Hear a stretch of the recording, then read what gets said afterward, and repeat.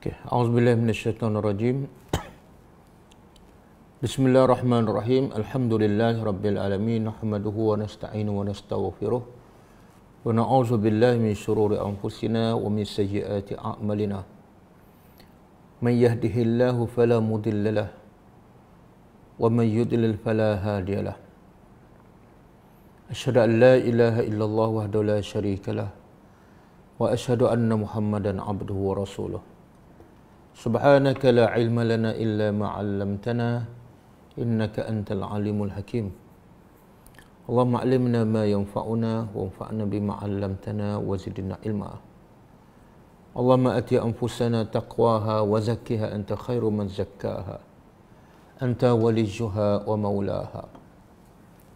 Allahumma ati anfusana taqwaha wa zakkiha anta khairu man zakkaha anta waliyuha wa maulaha.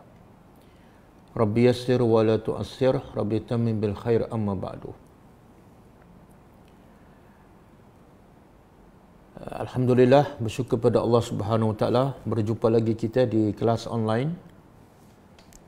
Dan hari ini kelas kita adalah kelas yang ditajuk oleh Syria Care, satu NGO yang membantu pelarian di Syria. Dan NGO ini sekarang projek terkininya adalah pertama membina perumahan ataupun dinamakan perkampungan Malaysia di Idlib dekat sempadan dengan Turki. Dia ada dua fasa. Fasa pertama 50 buah rumah yang kos dia satu rumah lebih kurang 7,000 lebih. Dalam bentuk wakaf.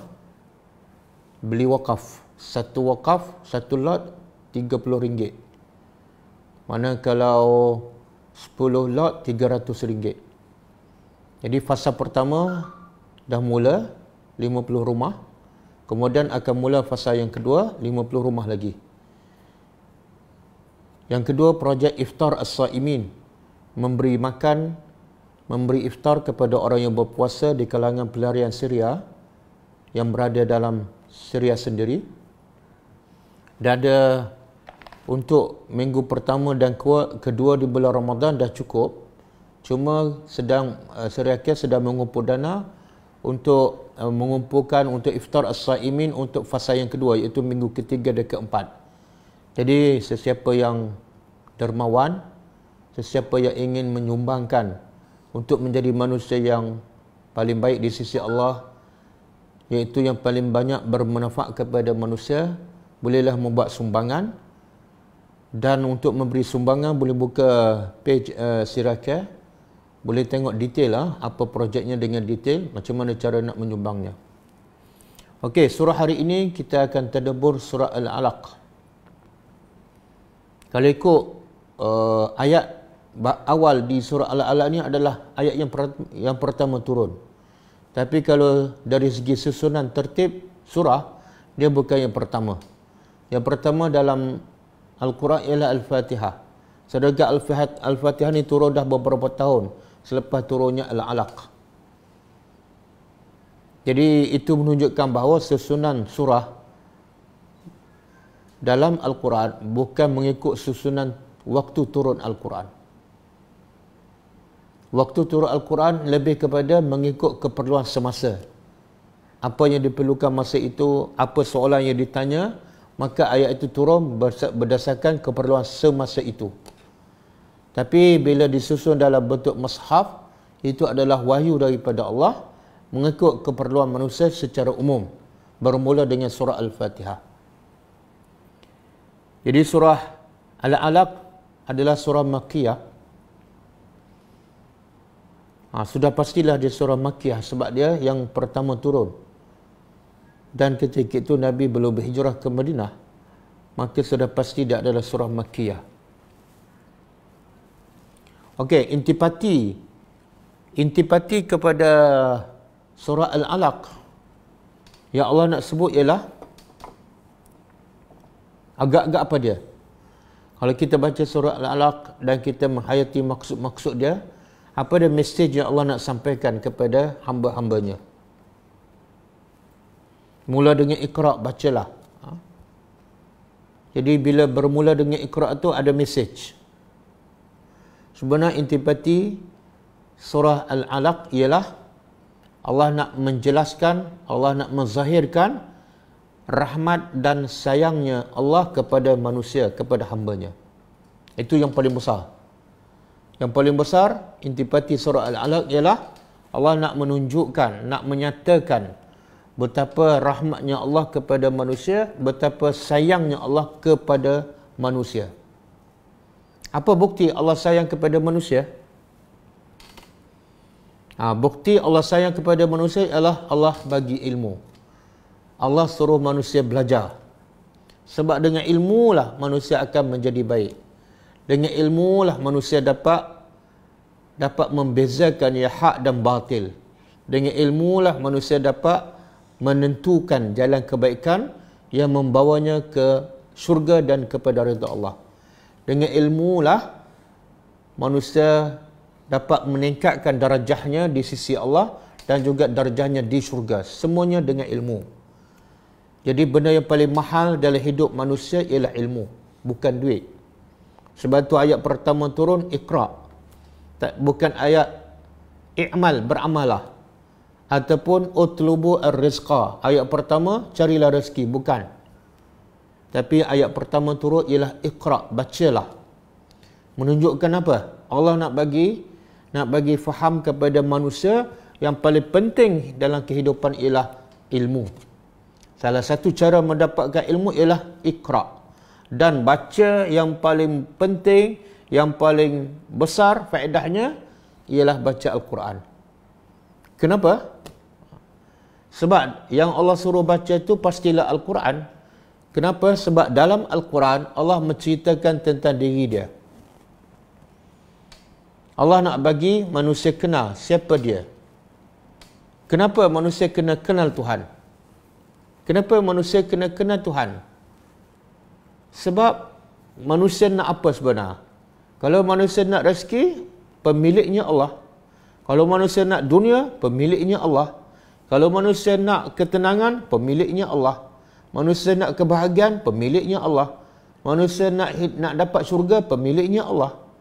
Jadi apa saja yang manusia nak ada pada Allah. Dan nak apa saja daripada Allah mesti kenal Tuhan. Sebab tu ada kata-kata awaluddin ma'rifatullah. Step agama yang pertama yang paling asas ialah kenal Tuhan. Siapa kenal Allah, dia akan ikut perintah Allah, dan siapa ikut perintah Allah dia akan dapat segala-galanya. Sebab segala-gala adalah milik Allah. Dan siapa yang tak membaca, siapa yang tak berilmu, siapa yang tak kenal Allah, dia tak akan dapat segala-galanya. Sebab dia tidak kenal pemilik segala-galanya. Jadi rahmat Allah, sayang Allah kepada manusia ialah dengan cara apa? Memberi ilmu.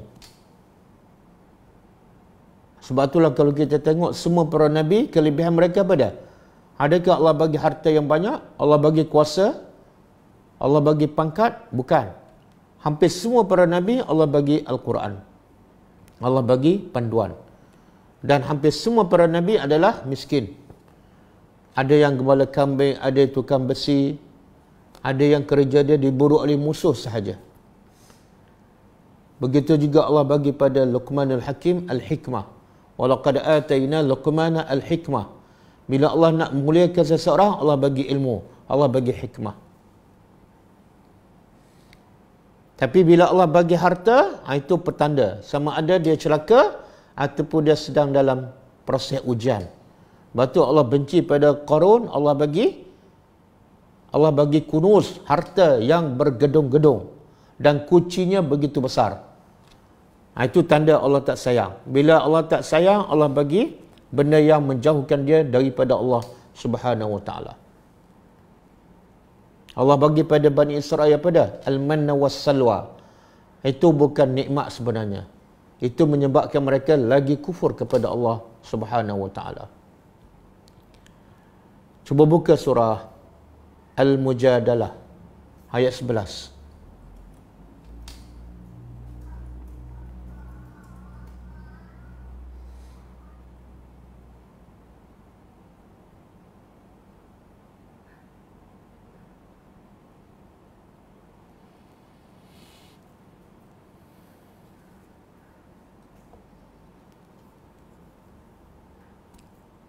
surah Al-Mujadalah ataupun juga dipanggil surah Al-Mujadilah, ayat yang ke-11. Firman Allah Ta'ala, A'udzubillahi minasyaitonirrajim. Ya ayyuhallazina amanu idza qila lakum tafassahu fil majalis fafsahu yafsahillahu lakum wa idza qila inshuzu fanshuzu yarfa'illahu allazina amanu minkum wallazina utul ilma darajat. Wahai orang-orang yang beriman, apabila dikata pada kamu tafassahu, lapangkan dalam majlis. Majlis apa ni? Pastilah majlis yang paling mulia ialah majlis ilmu, majlis zikrullah. Jadi kalau kita masuk majlis dan kita datang awal, tiba-tiba ada orang datang lambat, tidak ada ruang kecuali dengan kita bangun dan kita bagi sedikit ruang yang tempat kita duduk. Maka Allah kata bila ada orang datang, maka lapangkan tempat untuk orang yang datang lewat itu. Apa hasilnya? Yafsahillah, Allah akan lapangkan kamu. Tengok nikmat. Buat kerja sikit tapi hasilnya besar. Kerja kita hanya bagi ruang kepada orang dalam majlis. Tapi balasannya apa? Allah lapangkan. Bukan lapangkan dalam majlis itu je. Bukan lapangkan hati, lapang umum. Allah lapangkan hati, Allah lapangkan harta, Allah lapangkan keluarga, Allah lapangkan pekerjaan kita. Semuanya akan jadi lapang. Bila tu? Bila kita melapangkan orang. Hanya dalam majlis yang tak perlukan kos, tak perlukan masa. Silakan kita bangun bagi ruang sikit, mungkin 2 minit je. Tapi hasilnya Allah lapangkan kehidupan kita, termasuklah di akhirat besok. Itu pentingnya ilmu. Dengan ilmu kita tahu cara nak dapat kelapangan, cara nak dapat kebahagiaan dalam kehidupan. Al-Quran bagi tahu cara nak dapat kelapangan, cara nak selesai masalah kita, cara nak dapat ketenangan ialah peduli pada orang dan bagi orang lapang. Walaupun kamu yang kamu bagi itu, yang kamu lapangkan orang tu kecil je dalam majlis ilmu dan tak sampai 5 minit, tapi Allah lapangkan keseluruhan kehidupan kamu dengan ilmu. Sebab tu Allah kata apa? Wa iza qila syuzu, dan apabila dikata pada kamu keluar. Mungkin ada orang tuan rumah tak suka ke, orang kata keluar, maka fansyuzu, keluar. Hati mungkin sakit, tapi bila kita keluar kerana mematuhi perintah Allah, hati kita akan lapang dan Allah akan redha dengan kita. Kemudian Allah kata yarfa'illahu allazina amanu, Allah mengangkat orang yang berilmu, orang yang beriman, wallazina utul ilma, dan orang yang diberi ilmu darajat. Ini kelebihan ilmu. Sebab tu ayat pertama turun ialah berkenaan dengan ilmu, bukan dengan rezeki, bukan berkenaan dengan kedudukan, bukan berkenaan dengan dunia, tapi berkenaan dengan ilmu. Ayat pertama. Sebab apa? Yarfa'illahu allazina amanu minkum wallazina utul ilma darajat. Allah mengangkat orang beriman dan Allah meninggikan kedudukan orang yang berilmu darajat, beberapa darajat. Jadi kalau nak jadi orang mulia di sisi Allah, selalulah belajar, khususnya belajar tadabbur Al-Quran. Mulailah kita di sisi Allah. Walaupun mungkin nampak hidup kita simple, tapi yang paling penting di sisi Allah, kita adalah orang yang diangkat darjahnya. Okey, itu mukaddimah ataupun intipati kepada surah Al-Alaq, supaya kita bayangkan benda yang paling besar nak disampaikan oleh Allah dalam surah Al-Alaq ialah tentang nilai-nilai ilmu, tentang nilai-nilai cinta dan sayang Allah kepada manusia, iaitu dengan cara menyuruh manusia membaca dan berilmu. Okey, kita tadabbur.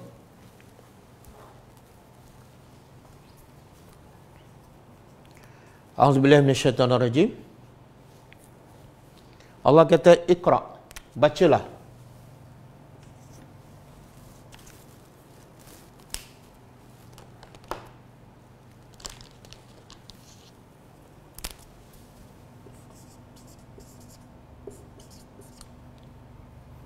Bacalah dengan nama Rabbika, pencipta kamu. Allazi khalaq, yang telah mencipta.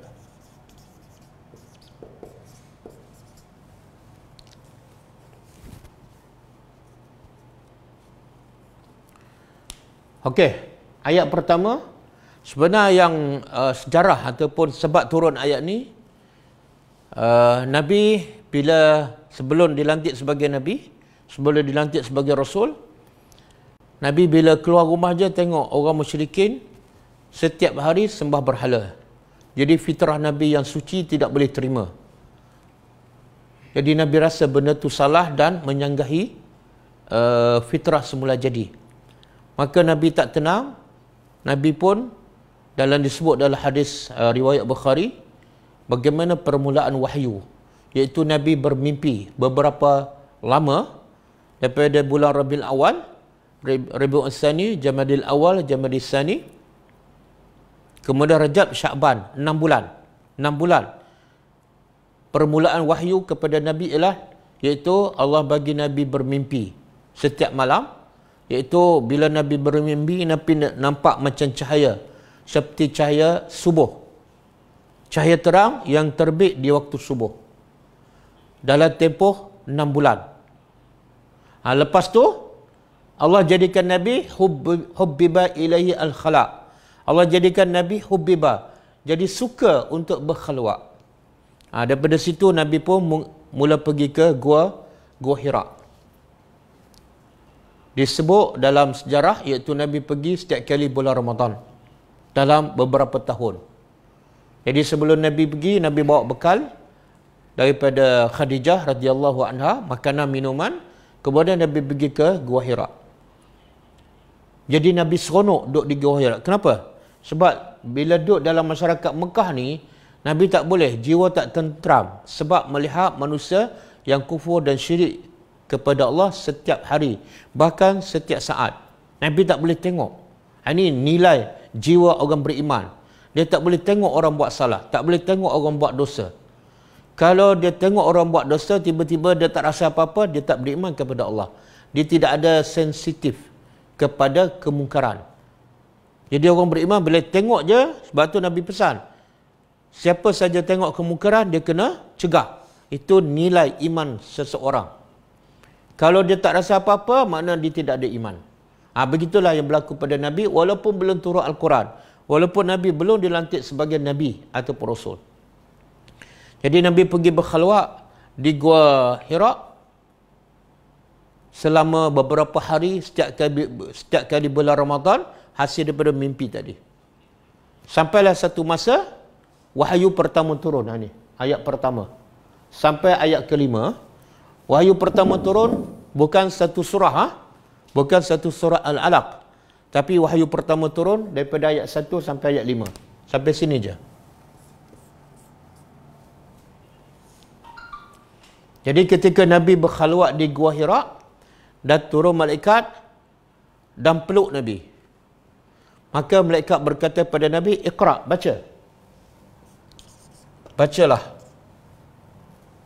Maka Nabi jawab, "Ma ana biqari."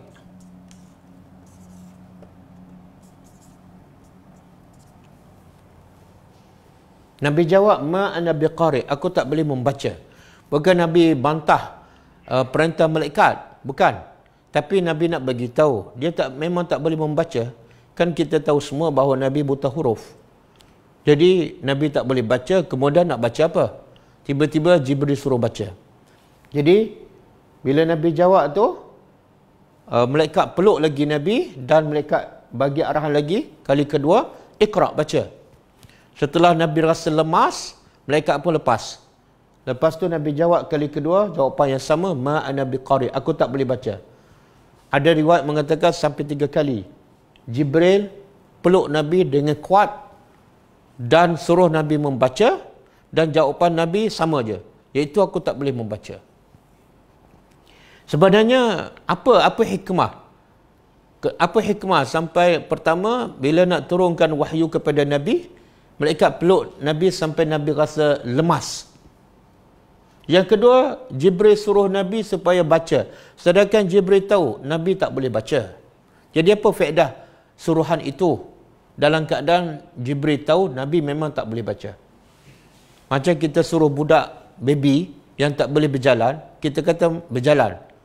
Itu arahan yang sia-sia. Jadi apa hikmah?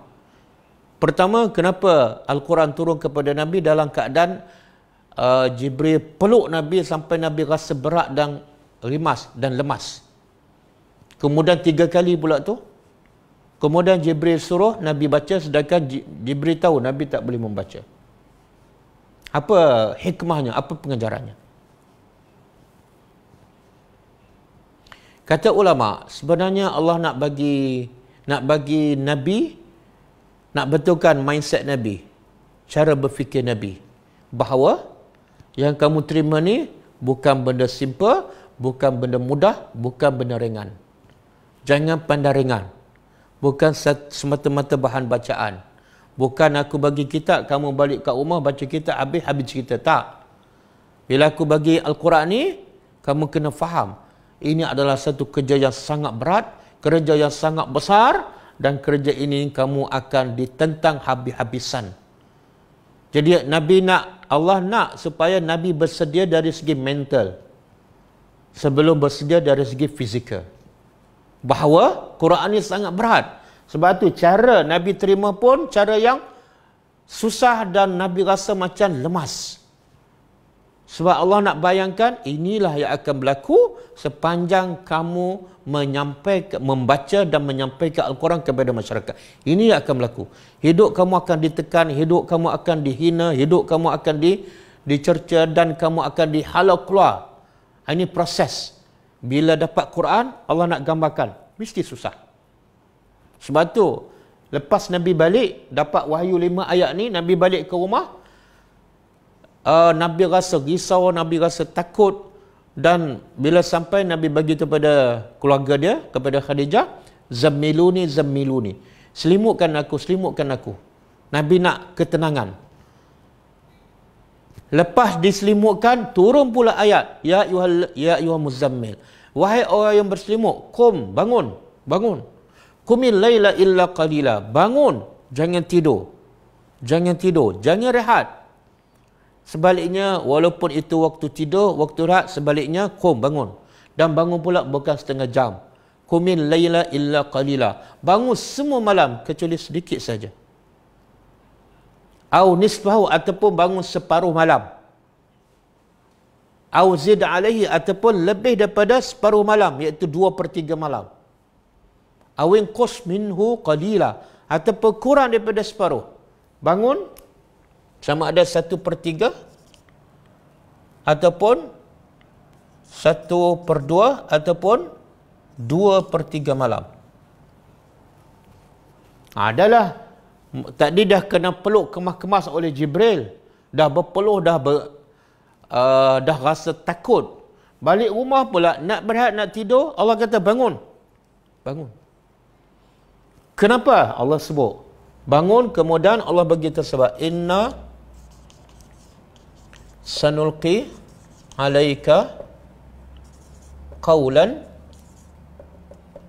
saqila. Allah bagi dia sebab. Kenapa kamu terima Al-Quran dengan susah? Kenapa tak boleh tidur? Kenapa tak boleh rehat? Kenapa kena bangun malam? Sebab inna sanulqi, sesungguhnya kami akan campak ke atas engkau qawlan saqilan. Qawlan, kata-kata yang saqilan, yang sangat berat. Apa dia? Al-Quran.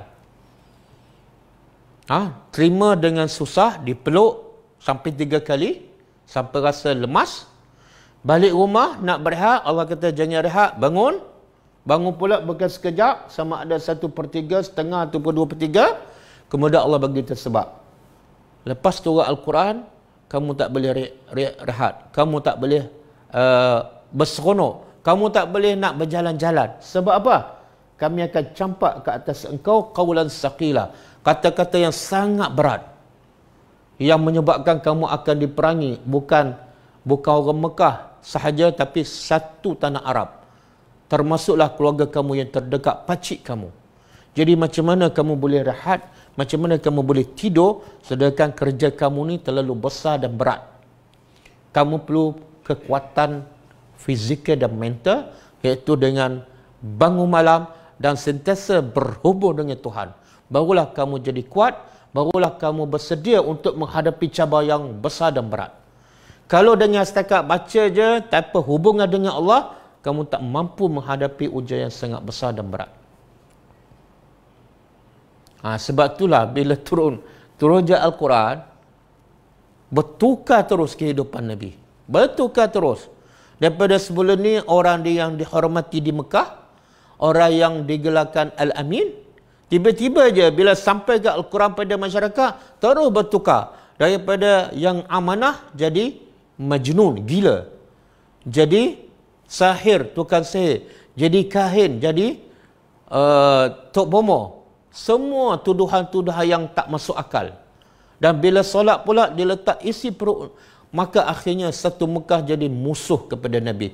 Dan Nabi jadi musuh nombor satu pada orang Mekah. Hanya kerana apa? Ni, qaulan saqilah. Sebab itulah ujian berat macam mana sekalipun Nabi boleh hadapi. Kenapa? Sebab Nabi telah bersedia dari segi mental dan fizikal.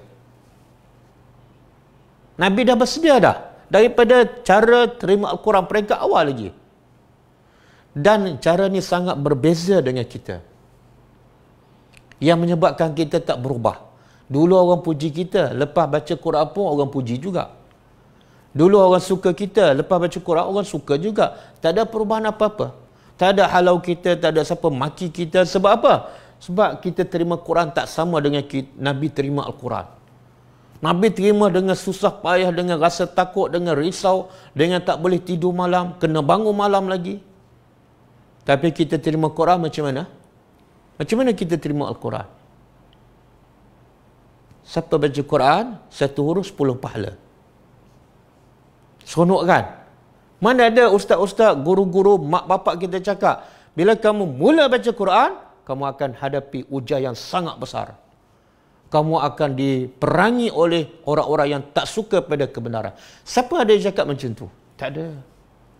Bila kamu baca Quran, satu huruf 10 pahala. Bila khatam, kami buat majlis khatam. Kamu akan diberi hadiah kain plekat, kain batik. Macam mana kita nak berubah dengan Al-Quran? Cara kita terima Quran tu macam terima benda yang okey je. Tak ada apa-apa. Bahkan ada pula orang cakap, kalau baca Quran salah, jangan baca, berdosa. Dia pun tinggal terus. Jadi peringkat awal lagi, cara kita terima Quran dah tersasar. Dia berbeza dengan cara Nabi terima Al-Quran. Sebab itulah ramai orang baca Quran, ramai orang hafal Quran, ramai orang tadabbur Al-Quran. Dia tak mengubah apa-apa. Masyarakat sama je, bahkan lagi teruk. Tapi Nabi bila terima Al-Quran, sahabat bila terima Al-Quran, masyarakat berubah. Yang jahat jadi baik, yang merompak berhenti, yang minum arak berhenti, yang buka aurat, tutup aurat, yang rasuah berhenti, yang menipu berhenti, yang zalim ambil hak orang, semua tinggal. Sebab apa? Panduan daripada Al-Quran. Mindset mereka, Quran nak betulkan akhlak mereka. Bila aku baca, Quran nak betulkan aku. Bila aku baca, Quran nak bersihkan hati aku. Maka mereka bersedia untuk ditegur oleh Al-Quran. Mereka bersedia untuk berubah. Tapi masyarakat kita, bila baca Quran, aku nak pahala. Sedangkan Quran kutuk dia, Quran cela dia. Quran kata, kamu ni buta huruf, kamu ni macam keledai. Tak masuk. Sebab dia terima Al-Quran cara lain.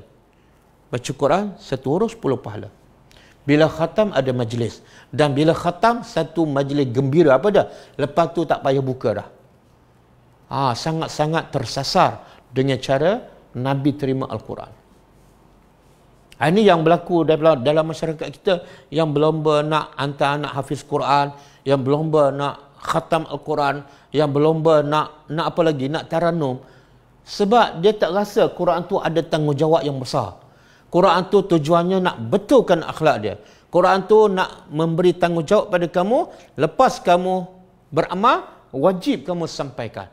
Sehingga Al-Quran mengatakan, siapa yang tak menyampaikan, Allah melaknat dia.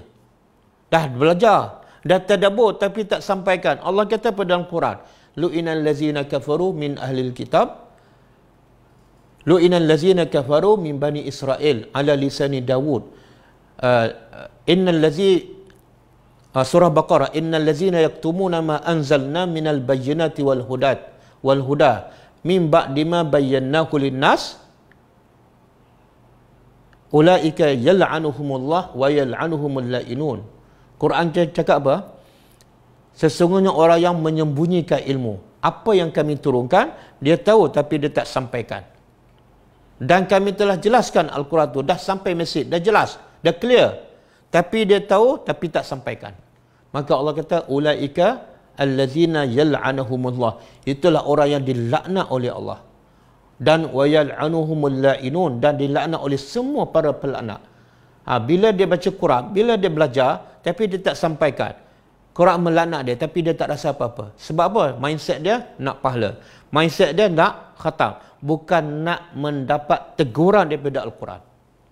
Jadi akhirnya, membaca Al-Quran tak mengubah apa-apa. Sebab cara kita terima Al-Quran sangat berbeza dengan cara Nabi menerima Al-Quran. Okey? Sepatut kita bagi tahu pada anak kita, bagi tahu pada pelajar kita ni. Bila start baca Quran, ingat qaulan thaqila. Bila start baca Quran, ada tanggungjawab. Kena faham. Kalau tak faham, Allah kata keldai. Kalau tak faham, Allah kata macam binatang ternak. Kalau dah faham, kena beramal.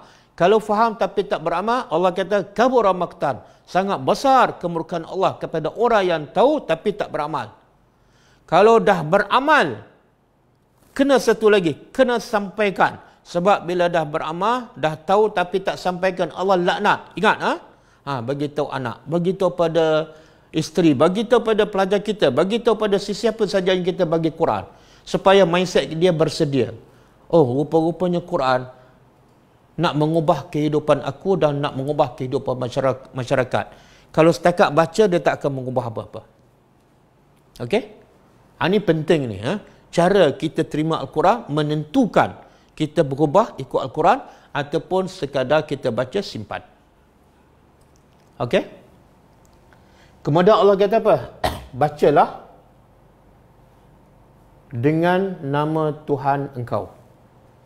Kenapa dikaitkan baca dengan nama Tuhan? Kata ulama, sebab Allah nak bagi tahu, bila kamu baca, kamu kena ingat yang kamu baca ni bukan kata-kata manusia. Yang kamu baca ni bukan kata-kata pemimpin, tapi kata-kata pencipta manusia. Jadi bacalah dengan bismillah supaya kamu fokus kepada maksud dia. Kamu fokus kepada maksudnya. Sebab bila Rab, apa makna Rab? Rab ni pendidik, pencipta, pemilik, pengurus.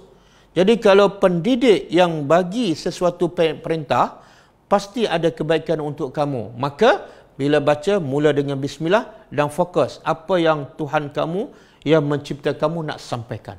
Tuhan tak mungkin cakap benda yang kosong. Tuhan tak mungkin cakap benda yang sia-sia sebagai penglipu lara. Tak, itu bukan kerja Tuhan. Jadi mula dengan bismillah, kemudian perhatilah sebab dia datang daripada Rabb, pencipta.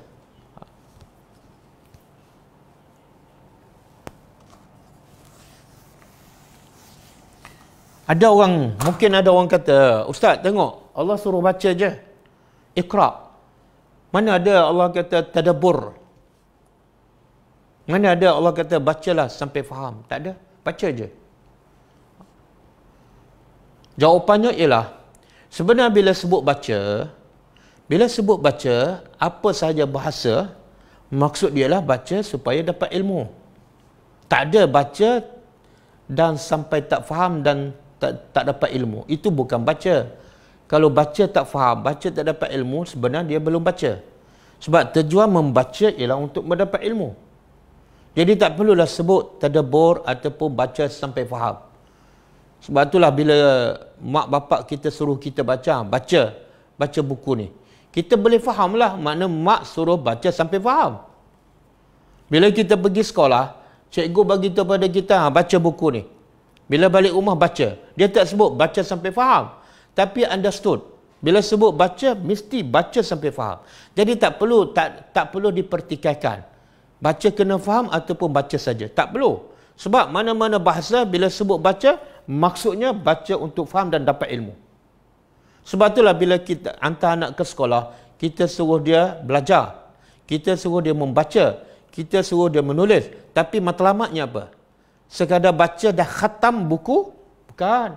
Matlamatnya supaya baca, faham, dapat ilmu. Sebab kita yakin dengan ilmu ni, bukan dengan bacaan. Bacaan hanya sebagai satu wasilah, cara untuk dapat ilmu. Kita yakin dengan ilmu saja anak kita akan cerah masa depan. Kalau setakat baca tak faham, baca khatam, dia tak akan ke mana. Yang tu kita faham. Bila hantar anak ke sekolah, kita faham. Kita suruh dia baca, makna baca sampai faham, sampai dapat ilmu. Tapi dalam bab Quran ni, ustaz cakap ke, guru cakap ke, mak bapak kita cakap ke, kita tak faham. Kita faham setakat baca dapat pahala je. Tak faham, baca sampai faham apa yang Allah perintah dan sampai kita beramal. Kita tak faham sampai ke situ. Sedangkan Quran dengan buku-buku sekolah, Quran lagi mulia. Kalau buku sekolah baca kena faham supaya dapat ilmu, walaupun kadang-kadang ilmu tu tak penting pun, sains, matematik. Kita faham. Tapi bila kitab Allah, kata-kata Allah tak masuk dalam kepala, baca dan lagi 10 kali wajib faham. Sebab dia kata-kata pencipta, tak masuk tu. Sebab itulah 7 keturunan baca khatam, baca khatam, baca khatam. Sedangkan dia kitab yang mulia. Dia adalah hudan, petunjuk. Dia adalah rahmat, dia adalah syifa. Takkanlah sekadar baca kamu dapat ilmu. Okey? Baca sampai faham. Sebab tu baca dengan nama Tuhan engkau. Kenapa kena baca dengan nama Tuhan? Kenapa kena baca kitab Allah? Hebat sangat ke kitab Allah ni? Allah beritahu sebab allazi khalaq. Sebab wajib baca dan wajib faham dan wajib ikut arahan dia. Sebab dia sangat hebat. Apa kehebatan Allah? Allazi khalaq. Dia mencipta. Kita buku cikgu, buku sekolah pun kita baca, sedangkan penulis bukan mencipta pun. Buku pemimpin pun kita baca, sedangkan pemimpin bukan mencipta pun. Tapi kita baca, kita hayati, kita faham. Dan kita nak jadi macam dia. Dia bukan pencipta, dia hanya pemimpin. Tiba-tiba buku pencipta, bukan pencipta kita je, pencipta mak bapak kita, pencipta nenek moyang kita, pencipta langit dan bumi, pencipta segala-gala. Tiba-tiba kita baca simpan. Jadi seolah kita tidak ada rasa hormat, tidak ada rasa kebesaran Tuhan punya buku tu. Itu menyebabkan akhirnya kita baca tak memberi apa-apa kesan dalam hidup kita. Hidup kita ke utara, Quran suruh kita pergi ke selatan. Mulut baca Quran, Quran kata pergi ke selatan. Hidup kita pergi ke utara. Terbalik. Okey? Baca dengan nama Tuhan engkau. Sebab apa kena baca Al-Quran yang diturunkan oleh Allah? Sebab dia mencipta. Okey. Allah tak sebut dia cipta apa ni? Allah tak sebut dia cipta apa? Sebelum saya pergi ayat kedua, saya nak sebut satu lagi, Iqra. Iqra ni makna baca. Dan tujuan baca ialah untuk dapat ilmu.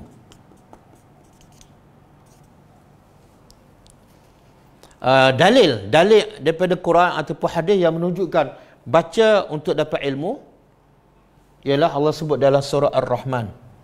Surah Ar-Rahman ayat 1 dan 2. Ar-Rahman.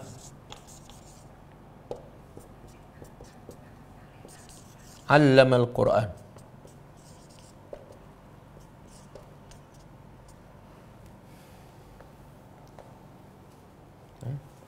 Allah kata apa? Ar-Rahman. Allah yang maha penyayang. Sebab tu saya sebut tadi, intipati yang paling utama dalam surah Al-Alaq ialah Allah nak beritahu betapa sayangnya Allah kepada manusia, betapa cinta, betapa rahmatnya Allah kepada manusia dengan cara Allah bagi Al-Quran. Dengan cara Allah bagi ilmu. Supaya manusia kenal Tuhan dan akhirnya manusia taat kepada Allah, maka dia akan dapat segala-galanya. Jadi dalam surah Al-Alaq Allah guna perkataan Iqra. Tapi surah Ar-Rahman Allah guna perkataan apa? Sayangnya Allah yang bersifat Ar-Rahman, Allah kata apa? Allamal Quran. Yang mengajar Al-Quran. Yang mengajar Al-Quran. Allah tak kata dah Ar-Rahman yang membacakan Al-Quran pada Muhammad. Tak. Sekarang Allah dah tukar perkataan. Allama. Apa makna allama? Bila allama makna mengajar. Bila mengajar, mesti ada ilmu. Satu proses pengajaran tak mungkin berlaku, melainkan di akhirnya mesti dapat ilmu. Saya mengajar Muhammad, Muhammad mesti dapat ilmu. Saya belajar daripada ustaz, saya mesti dapat ilmu. Itu dipanggil proses pengajaran. Tak mungkin mengajar ataupun belajar tapi tak dapat apa-apa. Sekarang Allah guna allama, bukan membaca dah. Okey? Satu, ada dalil yang pertama. Baca tu kena faham. Yang kedua, dalil kedua, ini surah Ar-Rahman. Surah Al-A'raf. Ayat 204 kan? Wa iza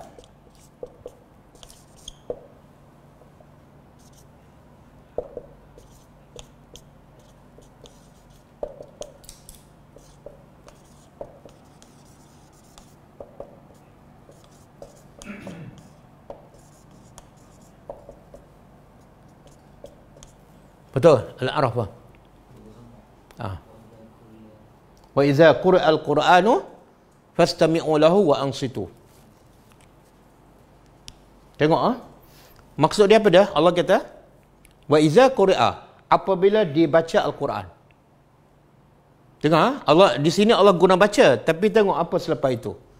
Bila dibaca Al-Quran, hendaklah fastami'u, dengar betul-betul. Dan fastami'u lahu wa ansitu, dan hendaklah diam. Kenapa bila Allah kata bila Quran dibaca, kewajipan kamu ialah diam dan dengar? Kenapa? Untuk apa diam dan dengar? Kalau sekadar baca tanpa faham, kalau sekadar baca supaya khatam, apa perlu diam? Apa perlu dengar? Ini menunjukkan bahawa bila sebut baca ada maksud dia, iaitu biarlah sampai kamu faham dan dapat ilmu. Buktinya apa? Diam, jangan bercakap, dan dengar. Fokus. Apa yang Allah cakap, apa perintahnya, apa larangannya. Jadi di sini juga menguatkan hujah bahawa bila baca mesti akhirnya berakhir dengan mendapat ilmu. Mesti ada kefahaman. Kalau tak, Allah tak kata diam dan dengar. Dan yang ketiga, baca menunjukkan mesti dapat ilmu ialah hadis Nabi SAW yang biasa kita dengar, khairukum man ta'allama al-Quran wa 'allamahu.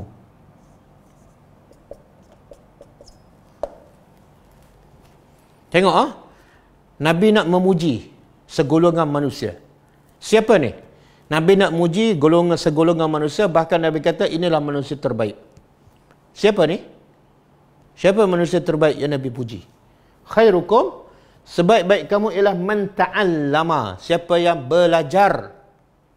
Nabi tak guna perkataan baca. Nabi tak guna perkataan menghafal. Nabi tak guna perkataan khatam. Nabi kata sebaik-baik kamu ialah orang yang belajar Al-Quran dan wa'allamahu, dan mengajarnya. Nampak tak? Kena ada dua serangkai Satu belajar, yang kedua mengajar. Kalau dia belajar saja, dia faham tapi tak mengajar, belum jadi terbaik. Belum jadi terbaik.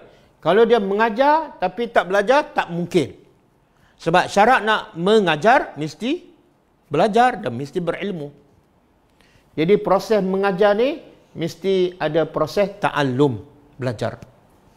Sekarang Nabi tak guna dah perkataan. Tak ada satu pun dalil daripada Quran ke hadis ke yang Quran ataupun hadis memuji orang yang membaca Al-Quran, sehingga Nabi kata orang yang terbaik ialah orang baca Quran, ataupun orang yang terbaik ialah orang yang menghafal Al-Quran. Tak ada.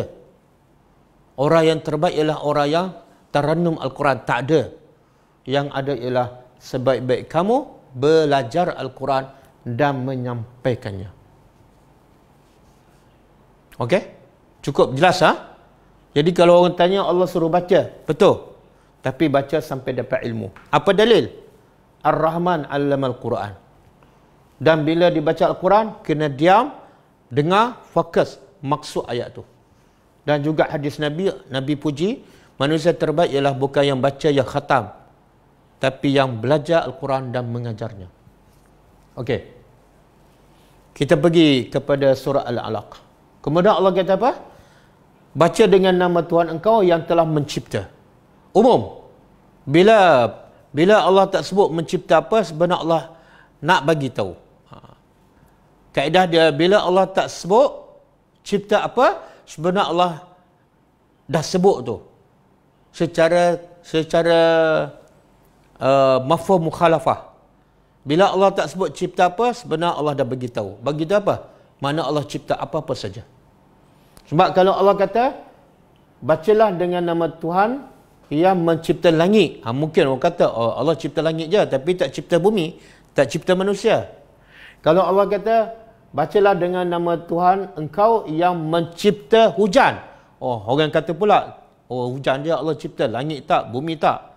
Jadi Allah tak sebut, menunjukkan apa? Tidak ada satu yang ada kat dunia, mereka semua makhluk. Semua yang dicipta oleh Allah. Okey? Kemudian ayat kedua, Allah nak bagi tahu khusus. Yang ini umum, mencipta secara umum apa-apa saja. Tapi Allah nak bagi tahu secara khusus, dalam banyak-banyak ciptaan Allah, makhluk atau penciptaan yang paling mulia. Apa dia? Apa dia? Manusia ke, jin ke, malaikat ke, haiwan ke? Allah kata khalaqal insan. Dia telah mencipta insan, manusia. Bila Allah sebut umum, lepas tu sebut khusus, maknanya Allah nak bagi tahu dalam banyak-banyak makhluk yang dicipta Allah, yang paling mulia ialah manusia. Bagaimana Allah sebut dalam banyak ayat lain kan? Walaqad khalaqnal insana fi ahsani taqwim. Sesungguhnya kami telah cipta manusia dalam sebaik-baik kejadian. Walaqad karramna bani Adam. Allah kata kami telah memuliakan anak cucu Adam. Jadi makhluk yang paling mulia ialah manusia. Kemudian Allah sebut pula, manusia walaupun mulia, tapi jangan sombong. Kenapa? Sebab Allah cipta manusia min alaq. Dari apa mana alaq? Ini nama surah.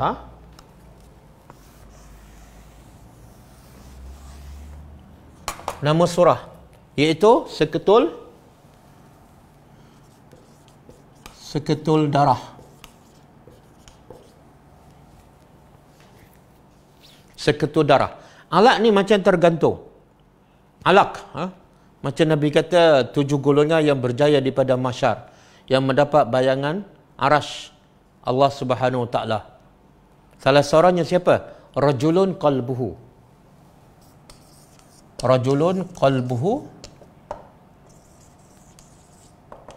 mu'allakun bil masjid. Lelaki yang qalbuhu, hatinya mu'allaq. Mu'allaq ni tergantung di masjid.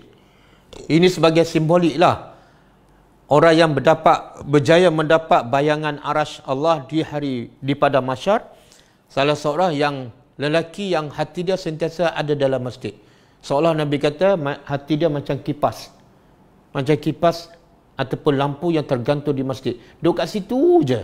Walaupun fizikal dia, badan dia dekat luar, tapi hati dia sentiasa ada dalam masjid. Rindu nak pergi masjid. Bila duduk dalam masjid tak nak keluar. Bila keluar nak masuk. Jadi mu'allaq daripada perkataan alaq, iaitu tergantung, iaitu seketul darah yang tergantung. Ada ahli tafsir mengatakan ada isyarat Allah beritahu darah yang tergantung, iaitu Allah nak beritahu manusia ni berasal daripada darah yang bergantung. Maka Allah nak beritahu manusia yang berjaya ialah manusia yang hatinya sentiasa bergantung pada Allah, hatinya sentiasa berserah, bertawakal pada Allah. Siapa yang hatinya terputus, tidak bergantung pada Allah, manusianya akan rusak dan akan hancur. Jadi hati kita letaklah sentiasa bergantung kepada Allah. Jangan bergantung pada makhluk. Selagi kita bergantung pada makhluk, kita akan lemah. Okey? Itu satu. Yang kedua, itu bab bergantung. Yang kedua, seketul darah. Kenapa darah? Allah nak bagi tahu satu kehebatan Allah. Kehebatan Allah pada Allah boleh cipta manusia yang kuat, yang boleh berjalan, yang boleh bercakap, berdegar-degar. Kadang-kadang bercakap je ribu-ribu dengar. Tapi Allah nak bagi tahu kamu sebenarnya dicipta daripada benda yang hina, iaitu darah. maka jangan sombong. Jangan sombong. Kamu kalau ada darah di badan kamu simpan ke kamu basuh? Kamu simpan, kamu basuh. Kalau ada kat pakaian, terus kamu tak pakai. Sebab darah adalah hina. Darah adalah hina. Jadi, sebenarnya Allah nak bagi tahu asal usul kita supaya apa? Jangan sombong. Sebab boleh kata hampir semua manusia sombong sebab dia tak sedar asal usul dia. Maka salah satu cara Allah nak manusia tunduk pada Allah ialah dengan mengingatkan nikmat yang besar yang Allah cipta dia, dan dia sebenarnya terlalu hina di sisi Allah sebab dia hanyalah darah. Dia hanyalah darah. Kadang-kadang orang yang paling mula di sisi kita kan, tapi bila badan dia penuh dengan darah, kita basuh dulu. Kita tak peluk terus. Sebab ada sesuatu yang menghinakannya, iaitu darah.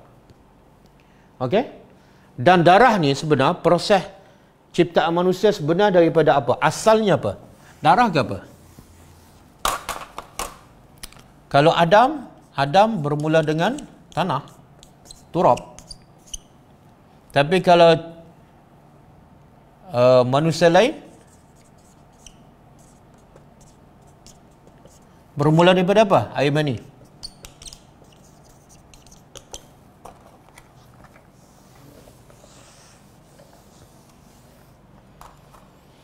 Proses pertama air mani, yang kedua barulah darah. Yang ketiga mudghah. Ini alaqah. Dan alaqah ni mufrad, satu. Kalau banyak, alaq. Kemudian daging. Daging dia panggil apa? Mudghah. Kemudian lepas daging, izam. Tulang. Izam. Lepas tu barulah terbentuk jadi manusia. Dalam hadis disebut air mani ni dalam tempoh 40 hari. Kemudian darah 40 hari. Daging 40 hari. Lepas daging ni dia dah terbentuk, dia terbentuk 40 campur 120 hari. Semua ni 120 hari. Sama dengan 4 bulan. Bila sampai sini je, manusia dah terbentuk. Dan Allah hantar malaikat untuk meniupkan roh dalam badan manusia ni yang telah berbentuk setelah berlaku proses ni. 40 hari ataupun 4 bulan. Bila sampai 120 hari, ditiup roh. Maka dicatat ajalnya, rezekinya, celaka ataupun bahagianya. Jodoh tak ada. Okey? Sebab itulah lepas 120 hari, kalau gugur, dia kena mandi, kena kafan, kena solat. Dan boleh diakikahkan. Walaupun dia tak sempat hidup di luar, boleh diakikahkan, tapi bukan sunat muakkadah. Sebab apa? Kenapa kena mandi, kena solat, kena kafan? Sebab dia telah terbentuk sebagai manusia dan boleh bagi nama. Tapi kalau gugur sebelum proses 120 hari, boleh tanam di mana-mana dan tak payah mandi, tak payah solat, tak payah akikah, tak payah bagi nama. Sebab dia bukan makhluk, dia bukan manusia. Boleh? Okey, ini proses dia bermula air mani. Tapi dalam surah Al-A'la Allah sebut yang mana ni? Air mani ke darah? Darah. Alaqah. Kenapa tak sebut daripada awal? Sebab yang saya sebut tadi, ada ulama mengatakan Allah nak kaitkan. Walaupun darah ni bukan proses yang pertama, tapi Allah nak kaitkan manusia yang hebat, manusia yang berjaya ialah manusia yang sentiasa bergantung kepada Allah. Sebagaimana darah tu sebelum jadi daging, dia bergantung kat rahim perempuan. Jadi kebergantungan manusia kepada Allah menunjukkan manusia itu kuat dan manusia itu hebat. Bukan ini proses pertama. Okey. Yang kedua, Allah nak bagi tahu hina lah. Darah ni adalah satu benda yang hina. Jadi Jangan sombong. Jangan sombong. Bahkan Allah sebut dalam surah Al-Insan, hal ata 'alal insani min ad-dahri ma lam yakun syai'an mazkura. Manusia ni pernah tak datang pada mereka satu masa yang lam yakun syai'an mazkura, yang tak pernah disebut oleh sesiapa pun. Maksud dia ialah kita sebelum lahir ni, sekarang orang sebut kita kan, orang sebut nama saya, isteri sebut, anak sebut, mak bapak saya sebut, kawan-kawan sebut. Tapi sebelum saya lahir, ada siapa sebut saya? Lam yakun syai'an mazkura. Manusia sebelum dilahirkan bukan sesuatu yang disebut oleh sesiapa pun. Mak bapak kita pun tak tahu kita. Jadi Allah nak bagi tahu nikmat Allah daripada tak ada apa-apa, tak ada siapa ingat, tak ada siapa sebut, tiba-tiba aku cipta kamu, dah besar, dah terkenal, orang sebut nama kamu, tiba-tiba kamu lupa aku. Jadi ingatlah asal usul kamu. Okey, boleh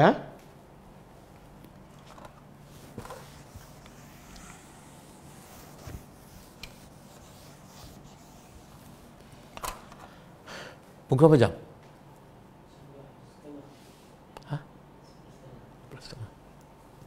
Okey, kita ambil satu ayat lagi. Iqra, bacalah. Wa rabbuka, dan baca dengan pencipta engkau. Al-Akram, paling mulia.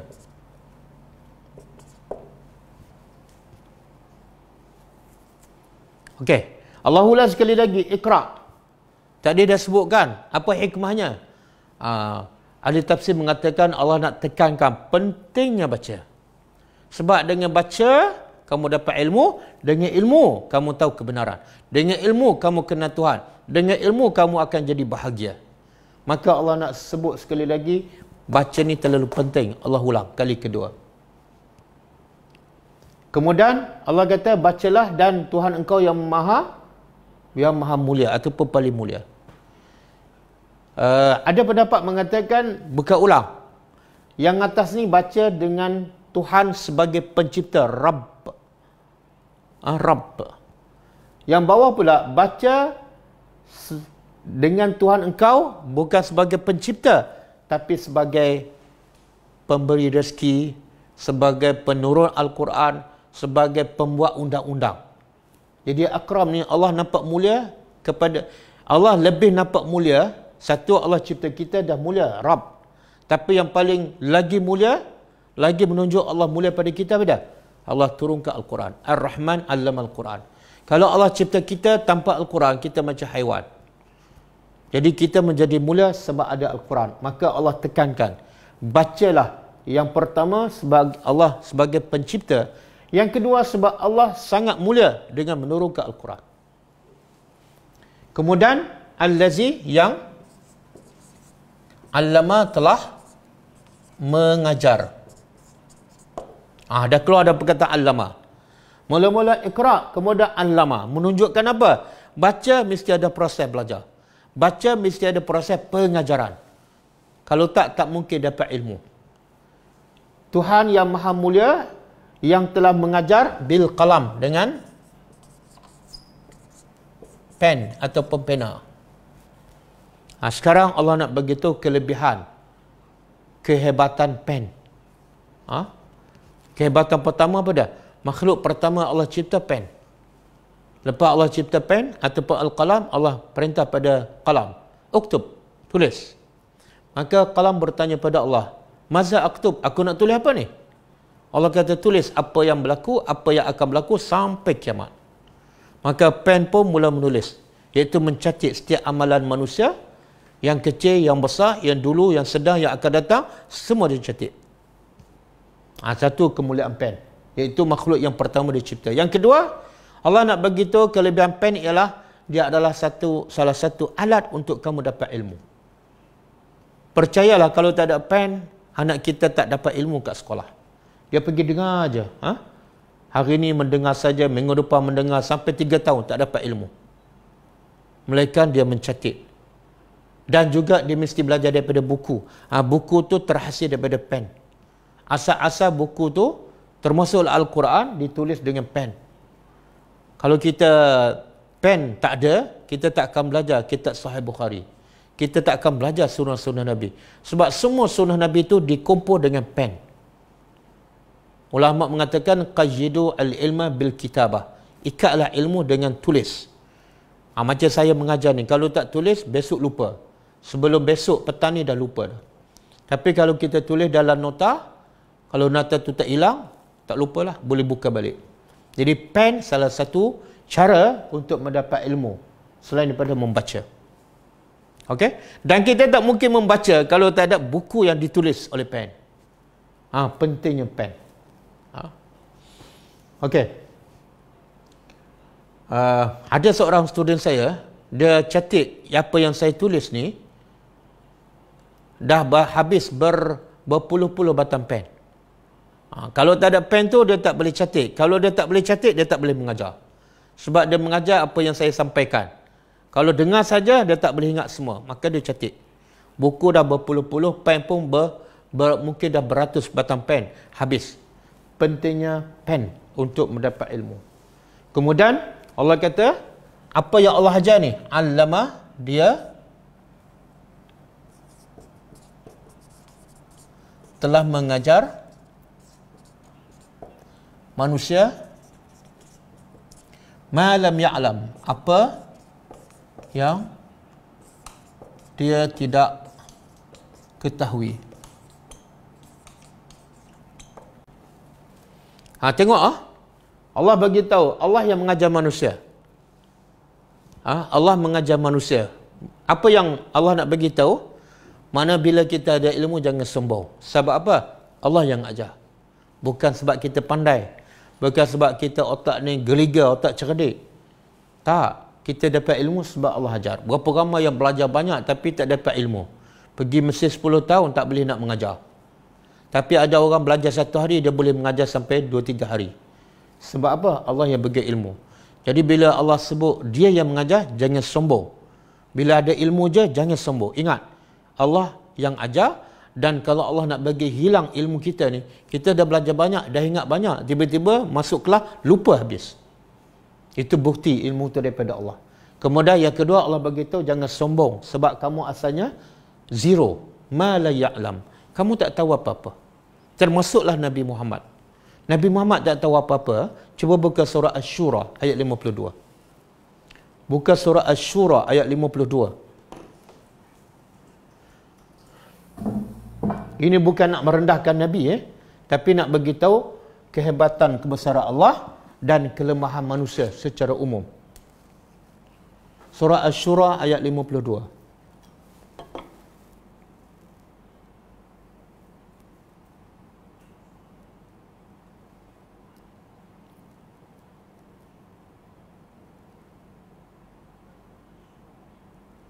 Okey, Allah kata apa? Wa kadzalika ja'alna, demikianlah kami telah wahyukan kepada engkau ruhan. Ruhan tu makna Al-Quran. Ada ketika Quran disebut dalam Al-Quran sebagai nur, cahaya. Ada ketika Allah guna perkataan ruh. Menunjukkan apa? Semua tu ada tujuan. Allah nak bagi tahu badan manusia ada roh. Kalau roh keluar, badan mati. Kalau roh keluar daripada badan berpisah, jasad kita mati. Tak ada faedah dah. Orang tanam je. Orang tak simpan. Sama juga hati manusia, dia akan mati kalau tidak ada Al-Quran. Maka Al-Quran tu ibarat roh kepada hati. Siapa yang tak baca Quran, siapa tak menghayati Al-Quran, sebenarnya orang tu dah mati. Kalau kita tengok sekarang, agak-agaklah yang mati pasal COVID-19 dengan yang mati sebab tak faham Al-Quran, agak-agak yang mana paling ramai? Yang mana paling ramai? Sudah pastilah yang paling ramai ialah yang mati sebab tak faham Al-Quran. Dan bilangan tu bukan satu hari mati, seorang satu hari, seorang 3 orang satu hari, tak. Kadang-kadang mungkin beratus-ratus setiap hari ada orang mati sebab tak faham Al-Quran. Ini yang paling menakutkan. Sebab tu Allah namakan Al-Quran adalah roh. Bila tak ada roh, hati kamu sebenarnya telah mati. Kemudian Allah kata apa? Ma ma kunta tadri. Kamu wahai Muhammad tidak tahu. Mal kitab, apa itu kitab? Kamu tak tahu apa-apa pasal Al-Quran. Walal iman, dan iman pun kamu tak tahu. Siapa yang cakap? Bukan saya. Bukan saya cakap. Yang cakap ialah Allah. Sebab itulah jangan setengah orang tu memuja Nabi sampai melampau. Sedangkan Nabi dah pesan, jangan kamu melampau dalam memuja aku sebagaimana Bani Israel melampau memuja Nabi Isa sampai anggap Nabi Isa itu Tuhan. Jangan kamu buat aku macam Bani Israel buat kepada Nabi Isa. Ada orang anggap Muhammad ni nur, Muhammad ni tahu segala-gala sebelum dicipta. Nabi Adam pun tahu dah Nabi Muhammad akan dicipta. Itu semua tak ada dalil. Bahkan Al-Quran kata, Nabi Muhammad ni engkau tak tahu apa-apa pun sebelum diturunkan Al-Quran. Iman pun kamu tak tahu. Tetapi kami jadikannya sebagai nur, cahaya, yang kami menunjukkan dengannya siapa yang kami kehendaki daripada hamba-hamba kami. Dan engkau pasti dapat menunjukkan pada manusia jalan yang lurus, iaitu memberi ilmu. Bila Nabi Muhammad boleh bagi ilmu pada kita? Setelah Allah turunkan Al-Quran. Sebelum tu Nabi tak tahu apa-apa dan tak boleh tunjuk apa-apa. Sebab tu Nabi pergi ke Gua Hira. Sebab Nabi tak tahu nak bagi apa, nak sampai apa pada orang musyrikin Mekah. Wallahu a'lam. Kita berhenti setakat ayat 5. Okey, ada soalan tak ada?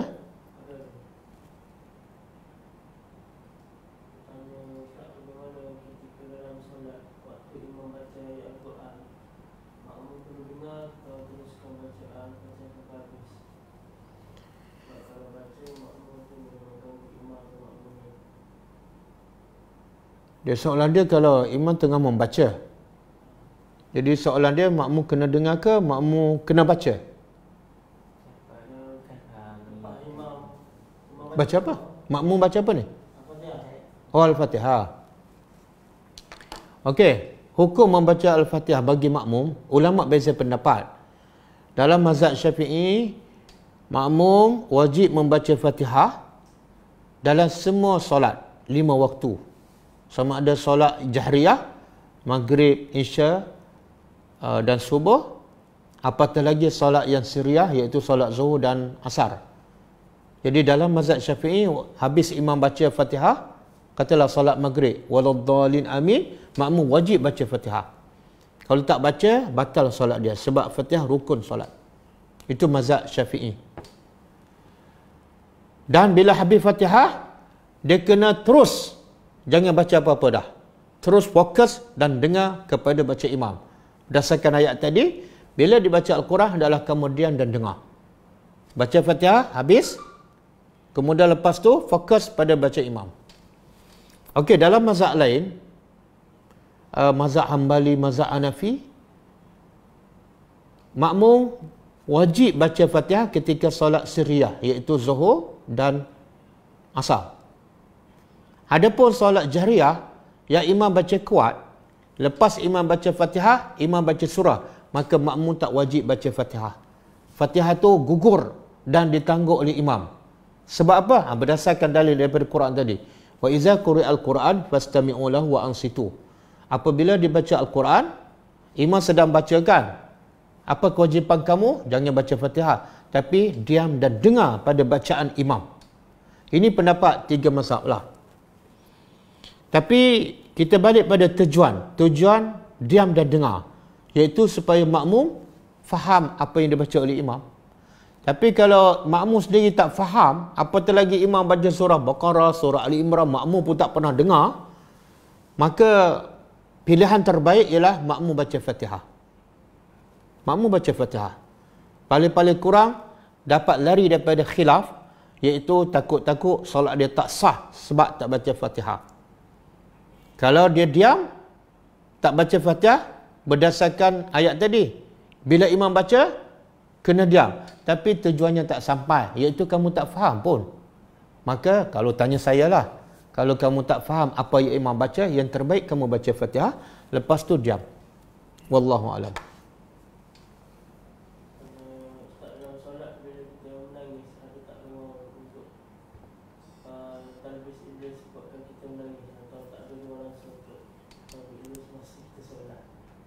Tak, ada hadis sahih. Hadis sahih, Nabi bila solat, khususnya solat malam, disebut Nabi menangis seperti air yang mendidih. Itu hadis sahih. Jadi menangis dalam solat tak salah, apatah lagi kalau dia menangis hasil daripada dia faham dan dia menghayati maksud Al-Quran. Jadi tak salah. Bahkan Allah sebut dalam surah Asy-Syu'ara, orang beriman bila baca Quran sampai tahap kulit dia bergetar dan kemuncaknya dia menangis. Jadi menangis tak bercanggah dengan Al-Quran dan tak bercanggah dengan sunnah Nabi. Yang patut kita risau ialah solat 50 tahun tak pernah menangis. Ini yang takut ni. Jangan takut yang menangis. Tapi takutlah baca Quran dengan Al-Quran tak pernah menangis. Dalam solat ataupun di luar solat. Sebab Quran ni dia menegur kita. Mengingatkan kita pada dosa-dosa kita, pada kehidupan akhirat. Yang sepatutnya kalau hati kita bersih, kita menangis. Saya ingat pada satu hadis. Nabi kata Aisyah radhiyallahu anha, satu malam Nabi duduk bersama aku. Kemudian Nabi cakap pada aku, "Ya Aisyah, aku sayang pada engkau, tapi aku lebih sayang untuk beribadat pada Allah." Maka Aisyah pun menjawab, "Ya Rasulullah, aku sayang pada engkau, tapi aku lebih sayang apa yang engkau suka. Engkau suka beribadat, silakan." Maka kata Aisyah, Nabi pun start solat, Nabi pun menangis. Basah jenggut. Kemudian Nabi solat lagi, menangis lagi sampai basah paha. Kemudian kata Aisyah, Nabi solat lagi sampai basah lantai. Itu hadis sahih. Jadi menangis khususnya kerana faham Al-Quran, kerana takut pada azab Allah, maka itu adalah dibenarkan oleh agama dan tak salah, tak membatalkan solat. Wallahu a'lam. Ustaz, kenapa kadang-kadang Allah guna insan dan kadang-kadang guna kata manusia? Mungkin tak ada perbezaan. Insan dengan manusia? Oh, beza insan dengan manusia. Oh, insan bahasa Arab, manusia bahasa Melayu. Sebab tu letak jumpa perkataan manusia dalam Quran, sebab manusia bahasa Melayu. Dan sebab tu kita jumpa insan dalam Quran, sebab insan dalam bahasa Arab. Maknanya sama. Hanya Allah akan laknat siapa yang tak menyampaikan ilmu. Terlepas tak kalau kita menyampaikan ilmu hanya kepada keluarga sahaja. Dia wajib sampaikan mengikut kemampuan kita lah. Wajib sampaikan mengikut kemampuan kita. Sebab tu Nabi kata, balighu anni walau ayah, sampaikan daripada aku walaupun satu ayat. Menunjukkan apa? Ikut kemampuan. Kamu ada satu ayat lah. Satu. Yang kedua, Nabi kata siapa melihat kemungkaran wajib menegurnya. Dengan apa? Dengan kuasa. Kalau tak mampu, turun bawah. Iaitu dengan bercakap. Kalau tak mampu juga bercakap, kita tak pandai bercakap, ilmu banyak. Kalau bercakap je menyakitkan hati orang. Kalau bercakap je orang lari. Maka pergi yang ketiga, iaitu benci dalam hati. Cukup. Jadi kalau kita sampai pada keluarga kita, yang lain kita tak sampai sebab tak mampu, tak berdosa. Tapi kalau kita ada kemampuan, ada kebolehan, dan kita nampak kemungkaran tu jelas, tak sampaikan juga, itu rasa macam tak selamat je. Wallahu a'lam.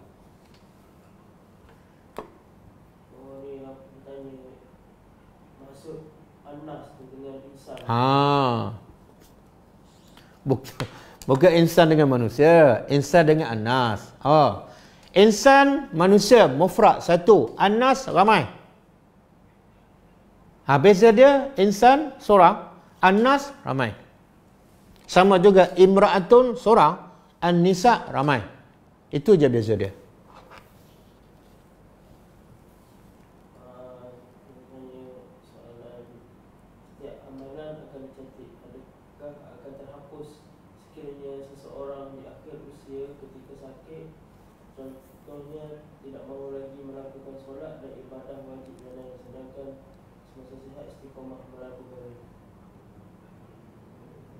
Soalan dia apa? Dia kata kan setiap amalan kita akan dicatat.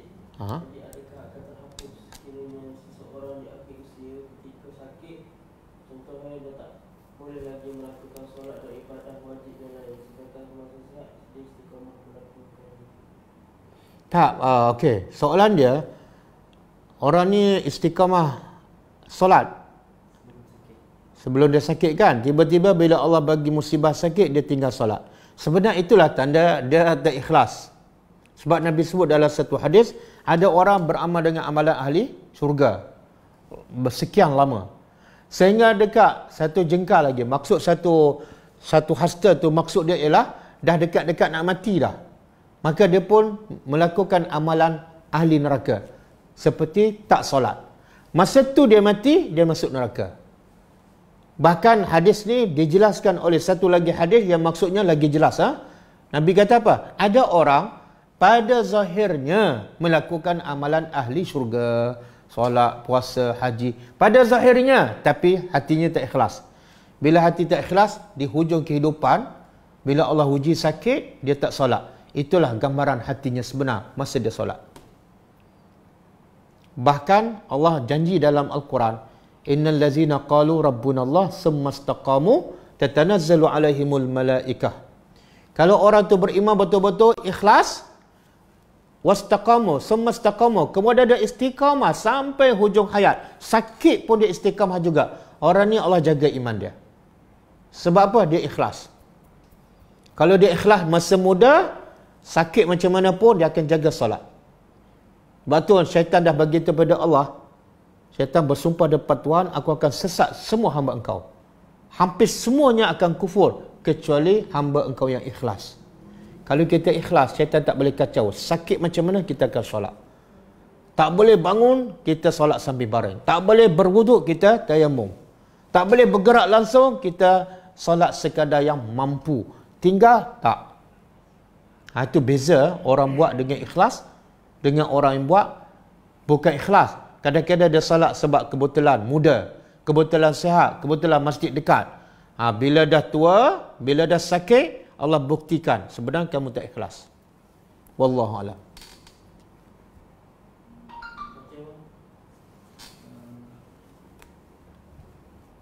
Tanya Ustaz, apa cara terbaik nak menegur ibu bapa yang melakukan perkara supaya tidak mengecilkan hati? Apa cara terbaik menegur mak bapak yang melakukan kemungkaran?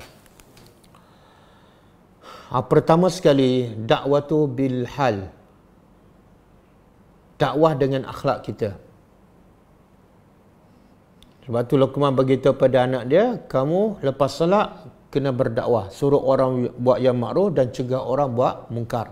Tapi lepas tu Luqman nasihatkan, jangan kamu sombong, jangan jalan melenggang ataupun jalan angkat bahu. Sebab apa? Sebab tugas kamu pendakwah. Bila tugas kamu pendakwah, kamu kena teka orang dengan akhlak. Bila kamu dah sombong je, kamu cakap macam mana pun orang tak dengar. Jadi asas pertama, kita nak berdakwah khususnya kepada mak bapak ialah akhlak yang terbaik. Jangan akhlak kita penteruk juga. Tiba-tiba kita nak tegur mak bapak tak akan dengar. Jadi pertama, betulkan akhlak kita, bahasa kita, akhlak kita dengan mak bapak selalu hormat, selalu tanya khabar dia, selalu bantu dia bila ada masalah, terus bantu. Akhlak kita dengan adik-beradik, akhlak kita dengan kawan-kawan, biar dia nampak kita ni adalah sangat-sangat terbaik. Sehingga kan dia rasa, baguslah anak aku. Masa tu kita cakap, dia akan dengar. Jadi step yang kedua, bila bercakap, guna bahasa yang paling lembut. Jangan tunjuk kita sombong, jangan tunjuk kita lebih pandai pada dia, jangan macam merendahkan mak bapak, jangan sama ada dari segi perkataan ataupun tingkah laku kita.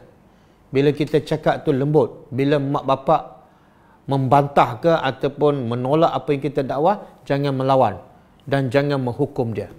Sebagaimana Nabi Ibrahim, bila dia dakwah pada bapak dia kata apa? Kamu sekarang berambus, pergi jauh-jauh, jangan pulang-pulang. Maka masa tu Nabi Ibrahim tetap berlembut.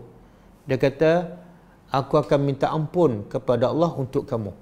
Tetap dia tunjukkan rahmat dia kepada mak bapak yang menghalau dia. Walaupun bapaknya akhirnya tak beriman. Tapi bila kita buat dah terbaik, mak bapak tak beriman, itu masalah dia. Tapi jangan dia tak dengar dakwah kita sebab cara kita kasar. Jangan punca yang menghalang daripada dia menerima ataupun mendengar dakwah kita, jangan puncanya datang daripada kita. Jadi cek dulu diri kita, akhlak kita okey tak. Kalau mak bapak kita selalu komplain kita, jarang telefon, jarang bertanya khabar, susah nak minta tolong, jangan berdakwah lagi. Betulkan dulu akhlak. Betulkan dulu akhlak. Biar dia nampak kita ni adalah anak yang terbaik. Masa tu cakaplah dengan bahasa yang beradab, dengan bahasa yang lembut, dan selalu ada bersama dia. Kalau boleh, banyak masa kita bersama mereka.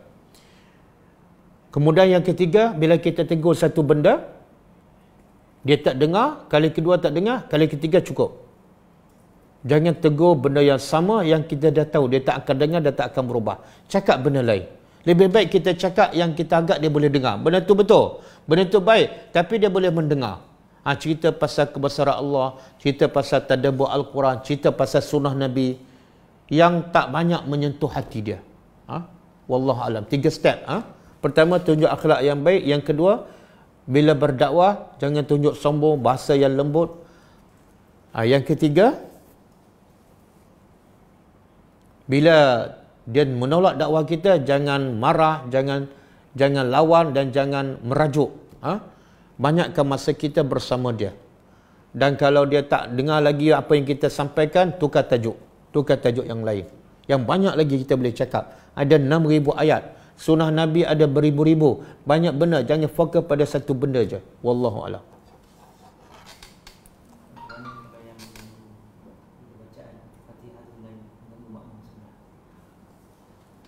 Mengganggu makmum membaca kuat, mengganggu orang sebelah. Jadi hukumnya berdosa. Hukumnya berdosa. Sebab itulah baca ni tak perlu kita kuat, sekadar mulut bergerak. Dan kalau boleh kita dengar di telinga kita, tapi jangan sampai dengar telinga sebelah. Sebab tu Nabi bagi amaran, Nabi kata siapa tak pergi masjid berjemaah, bagi lelaki Nabi nak bakar rumah dia. Tapi bila lelaki dia makan bawang, Nabi kata jangan pergi. Mula-mula Nabi suruh pergi sampai nak bakar rumah. Tapi ada sebab satu benda yang kalau dia pergi mengganggu orang, Nabi kata jangan pergi. Walaupun asalnya wajib. Apa dia? Bila kamu makan bawang. Sebab bawang-bawang tu menyakiti hati orang. Menyakiti hati para malaikat. Jadi akhirnya kamu pergi ke masjid, sepatut dapat pahala. Tapi akhirnya dapat dosa. Tak payah pergi. Pergi menambahkan dosa, tak payah pergi. Sama juga. Gangguan tu umum. Makan bawang pun mengganggu. Badan berbau pun mengganggu. Baca kuat pun mengganggu orang sebelah. Orang sebelah solat dah tak khusyuk. Dengar pula bacaan kita lagi tak khusyuk. Jadi kita telah buat dosa dengan mengganggu dan menjadikannya solat tak khusyuk. Maka nasihat saya, yang baca kuat ni pastikan baca perlahan. Allah tahu yang kamu baca. Kita dah baca Fatihah dah 50 tahun. Takkan tak betul lagi makhraj. Takkan tak betul lagi tajwid. Takkan nak baca kuat. 50 tahun. Cuba kita baca Fatihah di luar salat. Lancar je, okey je. Tiba-tiba dalam salat nak sebut ha tu. Itu talbisu iblis. Itu gangguan daripada iblis. Gangguan daripada iblis. Satu, usaha dia baca perlahan. Kalau tak boleh juga, bagi saya lebih baik solat kat rumah. Supaya solat kita tak menjadi dosa kepada kita. Wallahu a'lam.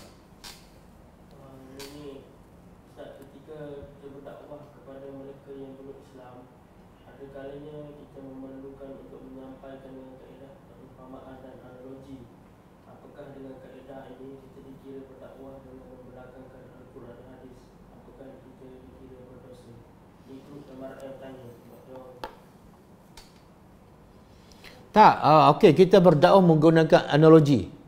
Sebenarnya Al-Quran pun banyak menggunakan analogi. Contoh Allah kata berhala kan. Berhala Allah guna analogi. Kalau dalam surah Al-Hajj, Allah kata kalau berhala tu lalat datang dan ambil makanan depan berhala tu. Ini analogi. Mungkin berlaku, mungkin tak. Lalat tu datang dan ambil makanan depan berhala kamu. Berhala kamu boleh tak ambil balik, rampas balik makanan tu? Tak boleh. Maka Allah kata da'ufa at-talibu wal matlub. Dua-dua lemah. Berhala pun lemah untuk mendapat balik dan lalat pun lemah untuk memulangkan balik. Jadi itu analogi yang digunakan oleh Al-Quran. Begitu juga Allah guna analogi orang yang syirik ni macam orang yang macam laba-laba buat sarang. Lemahnya orang yang syirik, rapuhnya hidup mereka seumpama sarang laba-laba. Itu semua adalah bentuk misal ataupun analogi. Jadi tak salah. Analogi itu sebenarnya asalnya ada dalam Al-Quran. Wallahu a'lam. Bagaimana nak capai tingkatan keikhlasan yang betul-betul ikhlas? Nak capai tingkatan keikhlasan yang betul-betul ikhlas dalam satu amalan. Macam mana cara nak capai keikhlasan yang betul-betul ikhlas?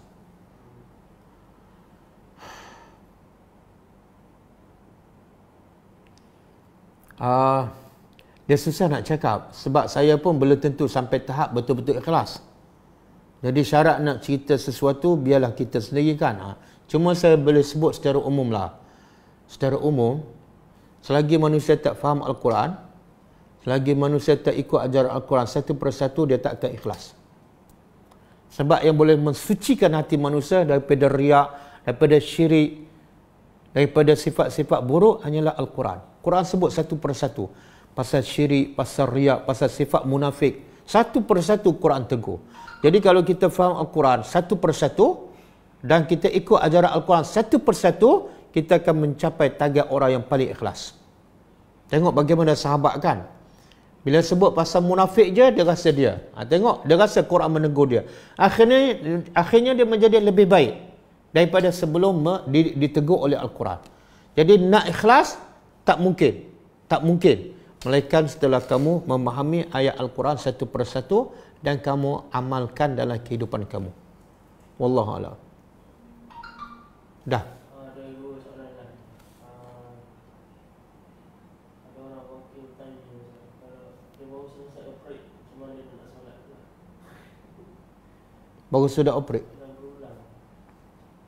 Sama je. La yukallifullahu nafsan illa wus'aha. Allah kata Allah tidak membebankan melainkan yang setakat dia mampu. Setakat mana dia baru sudah operatekan. Apa ada kat badan dia, wajib bersihkan. Kalau ada najis, wajib bersihkan. Kalau tak boleh bersihkan, memang tak boleh dipisahkan. Kalau pisah, lagi mudarat. Maka ambil wuduk dan solat. Kalau tak boleh berwuduk, tayamum.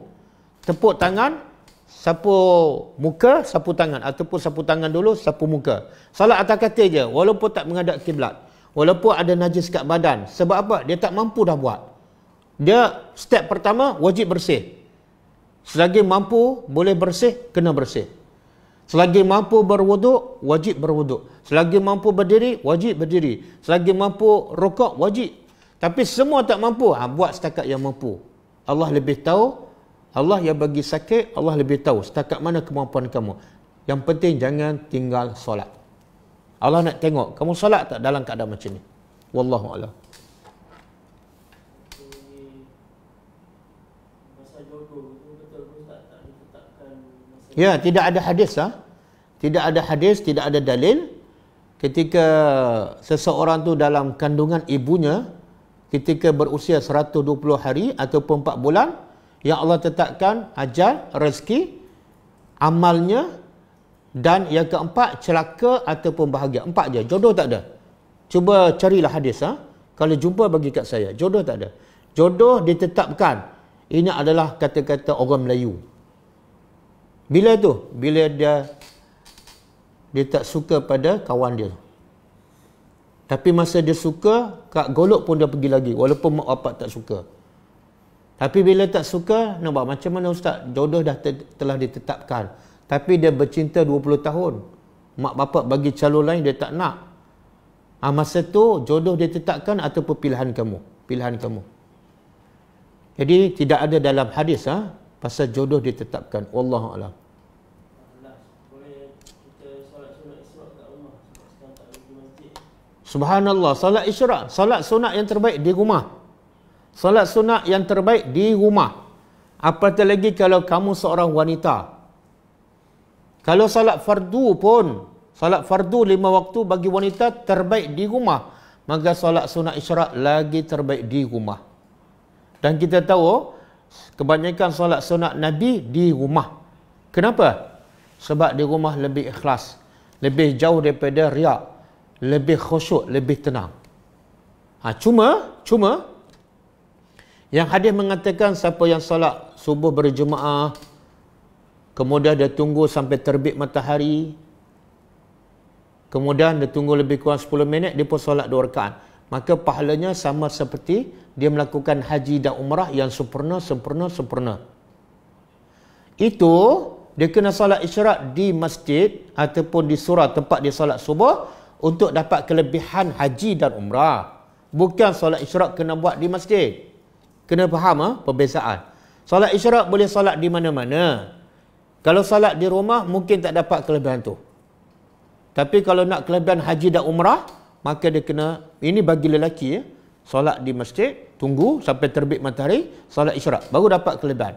Tapi kalau dia solat isyraq di rumah, dapat tak pahala solat isyraq? Dapatlah, dapat. Cuma kelebihan haji dan umrah tak dapat. Dan saya nak ingatkan, ada ulama mengatakan hadis solat isyraq selepas subuh di masjid itu pahala dia seperti melakukan haji dan umrah yang sempurna. Ada pendapat ulama mengatakan itu hadis dhaif. Hadis dhaif. Jadi yang penting kita solat di isyraq, itu sunnah Nabi. Itu sunnah, itu sahih. Solat isyraq di mana-mana sunnah Nabi. Tapi kalau nak dapat kelebihan haji dan umrah, itu ulama biasa pendapat. Ada kata hadis dhaif. Ada hadis, ada mengatakan hadis dhaif. Itu pun kalau nak buat kena di masjid. Tapi kalau buat solat isyraq semata-mata, insya-Allah dapat pahala walaupun di rumah. Wallahu a'lam.